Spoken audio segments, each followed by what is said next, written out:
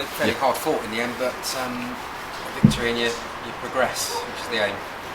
Yeah, that's the aim. We want to try to win every game we play in, and for us, it's a really good tournament because we want to try to win it for a start, and we want the guys to all be involved and play, and it's perfect. Yeah. Good response from the players to going 2-0 up and then obviously dropping back to 2-2, especially after the last few weeks. Picking up pitches has been difficult, so you must have been pleased with that. Yeah, I think the boys have already shown that they can come from behind to level the game, because every game we've been behind, but today, to go in front and then it's a big blow then once the score goes level, and I think they stuck to the task and convincingly in the end they got the job done. The last few minutes is like madness, but ultimately they done the job. Bird, good for him as well. Get a couple of goals. Colton Morris. It's not just for the youngsters to get experience; it's also for the older heads maybe to get some confidence. And you got, certainly with your goal scorer, he's got both of that tonight. Yeah, absolutely.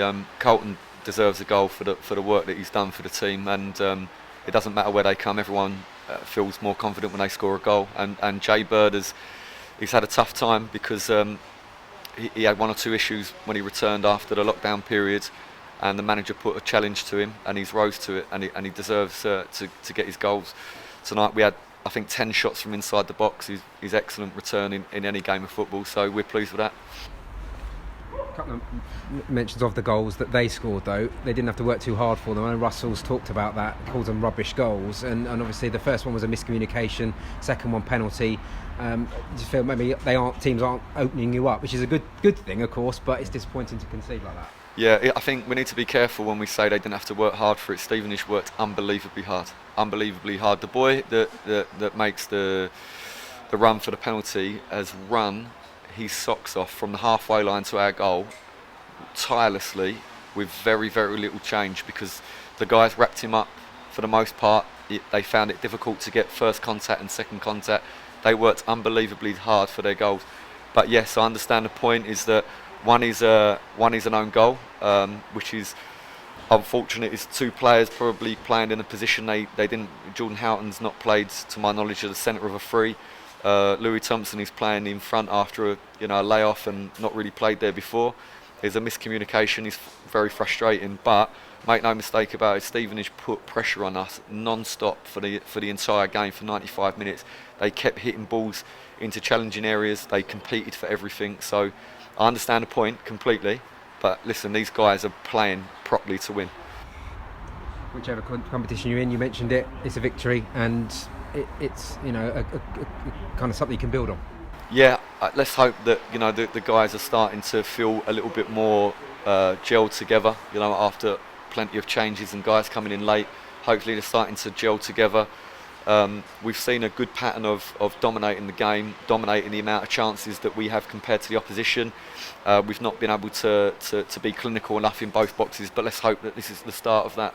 A couple of injuries as well, must mention. Sam Nombe's gone off. Warren has obviously looked that's fairly obvious, but Sam, and it was a bit about this time last year that he got injured, before your time obviously, but he got injured and had a layoff, so there'll be a bit of nervousness about that. Yeah, I mean it looks initially like a dead leg, but I'm not going to say it's definitely a dead leg, because the guys there, the medical team will find out, but it looks like it's a dead leg, which normally is not a big issue.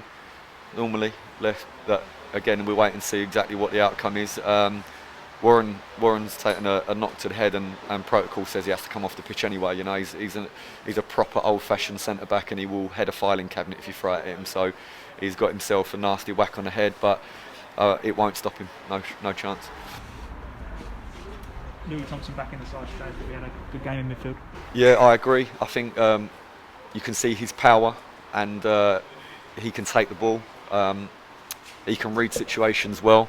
I think if it's 2 games further down, he doesn't make this one error in the whole time he was on the pitch. So it's great news for him to come through the game, and it's great to see him and what he can offer the team.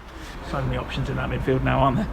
Yeah, I think we are a team that's going to try to play with a lot of control. We want to dominate the ball, and obviously the more midfield players enables us more bigger slice of the game. And we know that the hunt is on for a striker, but Jay Bird comes in, nets a couple, obviously gives you another option. Yeah, Jay Bird has given the manager something to think about, but I think probably we still would be in the hunt for somebody maybe had a more experience than Jay. For sure, we're so excited to see what Jay can do, and he has a great future if he stays focused and concentrates on that. But potentially, we need somebody else as well. 9, or it's either 9 or 10 academy prospects who have come through, and we're in your squad today. That's massive for MK Dons, isn't it? It is, and I think for John Goodman and the guys that work in the academy is exceptional. I think really, and guys out there looking very, very comfortable as well. Not just out there filling a position. They know their jobs. They know what the guys in the first team regulars are doing, and they try to mimic that. And they're starting to get to the point where they're pushing now for a place in the starting lineup. So it's massive credit to the academy staff. And Matthew Sorinoda just continues to impress every time. Well, certainly for me, every time he plays. Yeah, absolutely. I think on a selfish note, I enjoy watching him play, and I have to remember that I've got to give him instructions as well, because sometimes he's so easy on the eye, but he's got a lot to improve, and he knows that. And the most exciting thing is that he wants to continue to improve, and he wants to do things at the training pitch. Some guys can find it difficult to continue once they feel like they're getting close, but there's no problem with that. So I think we can expect to see a lot of really good things from him.